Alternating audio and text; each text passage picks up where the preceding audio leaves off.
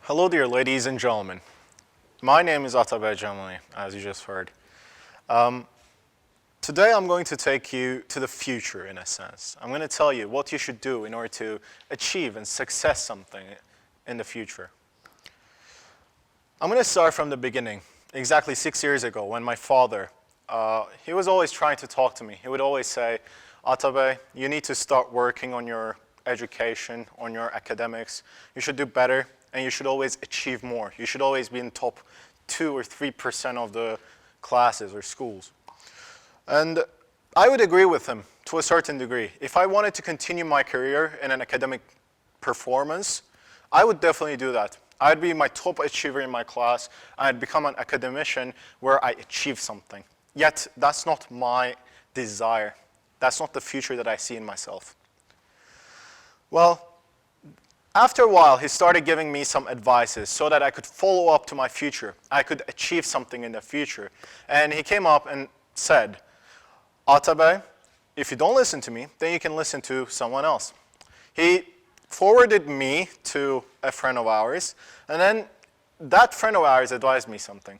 He said, Atabey, if you don't want to do something good in your academics, then you should learn what you love most in your life, and then do that as a living. Now, that completely made sense. I am a person who would like to do something that they love the most for their life and continue that as their life goes on. But there was an issue. I was a 15-year-old kid, and obviously there was a lot of burden to take.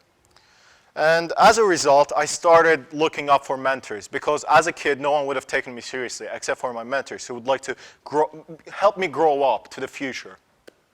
So I found a couple of mentors of mine, not local. I found them on the international basis, thanks to the advancements of the 21st century, the internet. I found 2 very important persons in my life.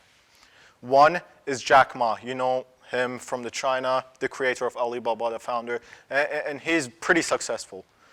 And then the second one was also known as Mr. Robert T. Kiyosaki. He's a writer, well-known writer, in fact, and then he has his own companies. He's starting up businesses, and then he's selling those businesses to other people. Well, I took advices from those 2 people, those very 2 people who taught me through YouTube, Instagram, Twitter, those social media accounts.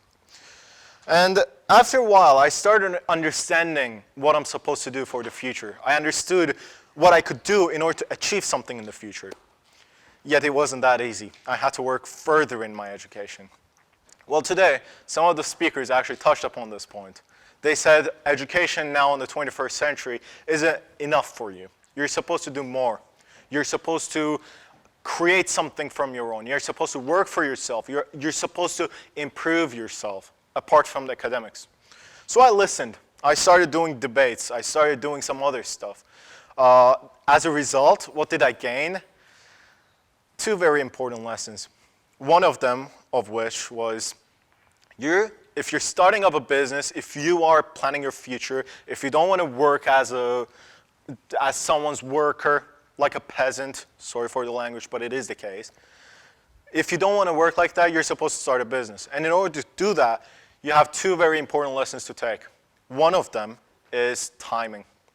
You are supposed to time everything perfectly. Almost so perfectly that it fits it right in, and you're the most achieving business owner or a businessman or whatever you want to call in the market that you're in. And the second one is you're supposed to have friends. Now, friends aren't the friends that you're thinking of, your classmate or someone. These are the professional network that I'm talking about. You're supposed to have people who can help you achieve something through their own network. Now, there are 2 ways of achieving this. I achieved through my father because I was a lucky one. My father was a successful man. But you can achieve through other ways. For instance, your university or school, their alumni or their graduates could help you get into places that you could never achieve. And as a result, I used both my university and my father. Right now, I'm doing a couple of projects, one of which I believe is going to be a successful thing, is the Azerbaijan Society team. The Azerbaijan Society team was created on October 14th, 2020. I didn't found it. I just helped the person who founded it achieve something. On December 2020, he texted me, my friend from Germany, Bremen. He said, Atabey, we have this concept of sharing Azerbaijan's culture, ethnicity, history, geography, everything with the rest of the world. Now, the reason was that because we were talking about the war. The war was right before he just contacted me and he asked for help. And during the war, even though we were winning as the Azerbaijan in the Karabakh war, we were losing in the media sector. We couldn't show the world what we were doing. We're not barbarians, we're just asking for what we have.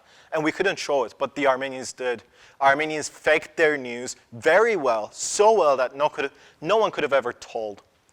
So we wanted to do something, but we alone, as kids, we can achieve nothing like that. We need strong people, we need strong connections, we need strong capital, and all of these are important things, but I'm not going to get into very depth of that. Well, as a result, after all of this hard work and so, with my friends, with the network that we have and so, with only 2 very important projects, we achieved a lot. First of them was actually during the October, which was before me, but I would like to talk about it. It was called TEDxAzerbaijan's. And it was basically viral, actually. Everyone saw it. So different people from different countries, our own friends, in a sense, recorded a video saying Karabakh is Azerbaijan. And while they did it, they didn't do it because we're friends. They acknowledged the fact. They knew, they understood what they were saying. So as a result, this got viral and got a couple tens of thousands of views and different social media platforms.